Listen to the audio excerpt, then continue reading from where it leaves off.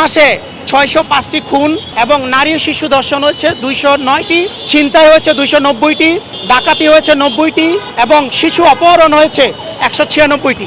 এই প্রতিবেদনটি আমি প্রকাশিত হয়েছে ইতিমধ্যে বাংলার 18 কোটি মানুষের কাছে। এই প্রতিবেদনটি সবাই জানে। আমি সেই প্রতিবেদনটি ব্যানারে উপস্থাপন করেছিলাম।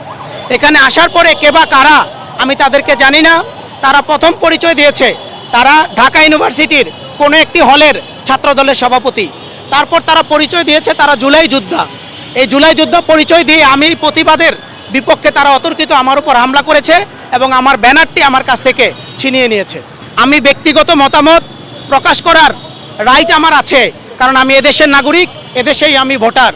আমার ব্যক্তিগত মত প্রকাশ করতে গিয়ে যদি আমি বাধাগ্রস্ত হই, তাহলে 17 বছর ফ্যাসিস্ট আওয়ামী লীগের সরকারের আমলে যা ঘটেছে তার পুনরাবৃত্তি আমি মনে করি আবারও ঘটছে। আমরা আওয়ামী লীগ পালিয়ে গেলে কি হবে, এখনো পর্যন্ত তার দোসররা এদেশে রয়ে গেছে।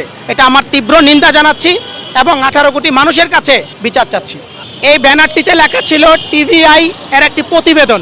প্রতিবেদনটি ছিল গত 1 মাসে কতটি খুন হয়েছে, কতটি অপহরণ হয়েছে, কতটা ধর্ষণ হয়েছে, কতটা ছিনতাই, কতটা ডাকাতি হয়েছে। এই প্রতিবেদনটাই আমি ব্যানারে উপস্থাপন করেছিলাম ডকুমেন্টারি হিসেবে।